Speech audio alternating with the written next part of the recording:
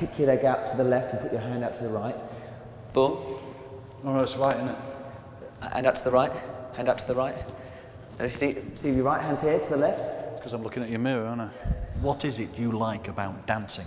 Because that clearly has been the thing from the beginning of your life all the way through, dancing. It's sexual, it's the emotional energy, it's dancing, it's moving to a rhythm, it's actually doing something that's on the beat, something that actually people can appreciate you for because you're communicating sexually and physically instead of speaking with your mouth. I mean, I've always been dyslexic. When I was at school, I found it very hard. You know, I didn't get a lot of help with it. So I was expressing myself in other ways. And I always felt really blessed that I felt clean and washed after a class. Because when you do a dance class, it's not just a question of moving. You do a warm-up, you do stretches, so you really get everything out. And you feel really nice. And you think, when you walk out the door, you're like, oh, I feel great. I'll give you a bit of an NSYNC move, which they kind of like, it goes here. Can you do that? Yeah, there, good. Then lean forward there. Oh. Yeah, so basically your foot goes there and then it goes to the side. Not moving off. So keep on the left leg and bend the left leg so you can balance. Good, that's it, one more time. And now swing the arms so you don't fall over. Swing them opposite ways to the leg. No, opposite way. So you're... oh my God, it's show business, isn't it? When you watch the programme... I don't watch it. You don't watch it, okay. Yeah, because it's probably healthy for me not to. It probably is. If I'm entertaining people, that's the main thing. That's why you don't understand my questions. No, I do understand. I've seen because bits. you're not seeing. In all honesty, I have seen bits. Now, bear with me on this one, okay? Bear with me on this one. There's part of me that thinks you know exactly what it is you're doing in terms of playing a certain role, and there's another part of me that thinks that you don't know what you're doing, and that the programme is almost creating a fictional character out of you. No, I know what I'm doing. You know what you're doing. And what is that? I'm just basically being myself. Yeah, but I'm not trying... But are you using the programme? I mean, come on, it's a great platform, but the programme that I'm in is basically focusing on two anchor points. That's Louis and me, and we're two... Louis? I don't know. I don't know. Yeah. Who's that? Me and Louis. But that's itself the great dynamic, isn't it? We're going to give you an answer to your question because I hope you're going to love this because it's going to really kind of clear it in your head. Probably it's kind of self-discovery going on here for both of us because I'm actually being real with you here. I really am. But when Louis did the rushes and they went around to all the TV companies, they went, it's a little bit too Louis heavy. We need another anchor point, and it was just him out there kind of thing. So what happened was they came. Louis said, Jonathan went to Louis from Pulse. Is there anyone else at Pineapple like yourself but different? And Louis put me forward. I came in, I did an hour and a half of rushes, and I walked away, and Jonathan rang me up and said, Andrew, you're TV gold, you're unbelievable. And honestly, this is the line you probably want to hear. I didn't have a clue. Yeah. What is TV gold? Okay. It's almost like, it's like saying here's gold and you've never seen it before. Yeah. I was like, what is gold? You know, TV, I know what gold is, but TV gold. So you're saying, okay, he's great, but what made, I don't know what TV people look for. So I just went with it. Anyway, they went round to all the TV companies and every single company went for it. Because I get the feeling that the production has definitely with Louis and definitely with you found something that as much as they're manipulating you unconsciously and in your own way, you're manipulating back. So they're putting you in situations, you know, for whatever reason, the way that these shows do, and without you really knowing how, you're creating your own character that's almost outwitting them. So they then have to respond. Bear with me. Yes, I get They you. have to respond because you're not, you know, and that's I think what's making the program so interesting. Because a lot of these programs, they take a character, they manipulate the character doesn't fight back. You're kind of fighting back in your own way. Well, there's two things here. The company have taken me on as an agent, so I'm right in bed with them as far as that's concerned. Secondly, when we do an episode or a series, we sit down with them and create the ideas. Right. So we sit down and say, right, wouldn't it be great if we did this and did that? So now I've got a bit more of a TV head and understand the storylines and understand what makes good TV. Yeah.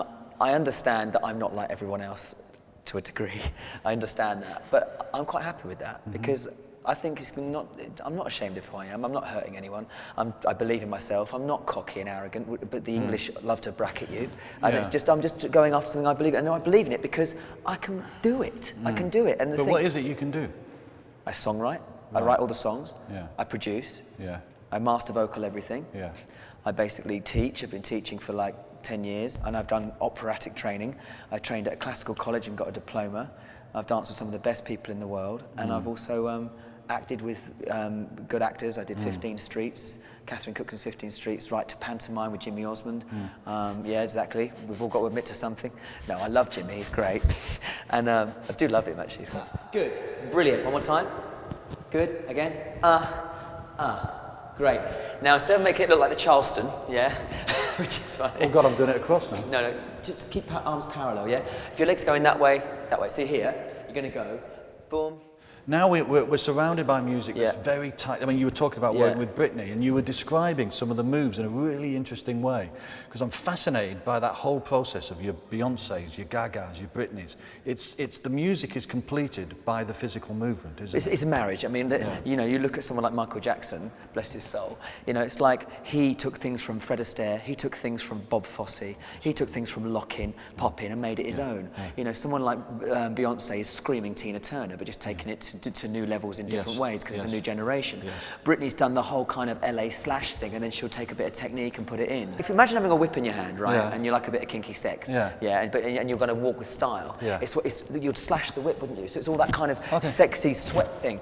When you get me on stage with Starman, I don't dance, I don't choreograph anything. And all the stuff in the videos I do is improvised because I like to feel stuff and then edit it together afterwards. And why have you made that decision?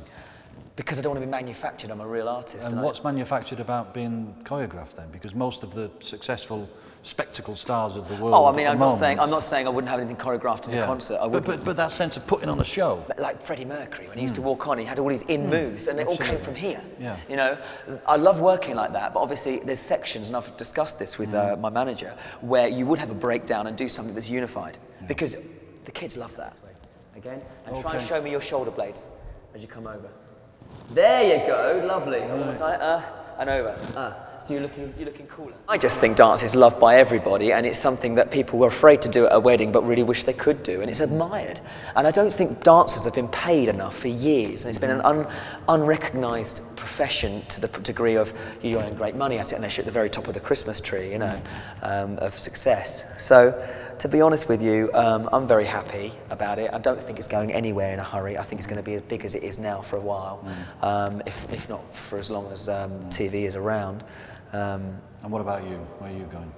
Well, I'll be dancing in my grave. You know, I'll always be dancing.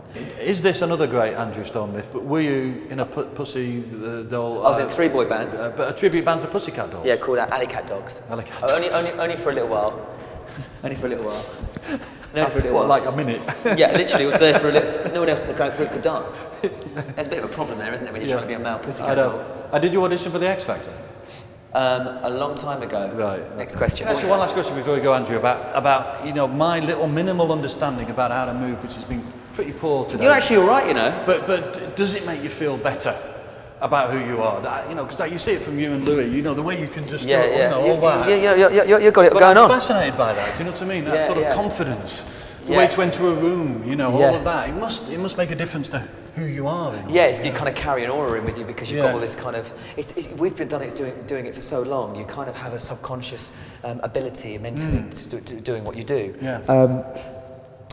If I took you for a whole hour class and I stretched you, and made you feel all nice and open, and I slowly took through a routine, I guarantee you'd be tired afterwards, but you'd walk out feeling great. And here's my bit of advice to you. Go for it. That thing you do, you write a piece of music like that, as original as that is, you'll have your hit. Original as what? As the way you move, and the way you do it, and the way you think about what you're doing. Yes. Write a piece of music like that, man. All right. And you'll have a hit. When you've heard all my material, you'll know I've got one.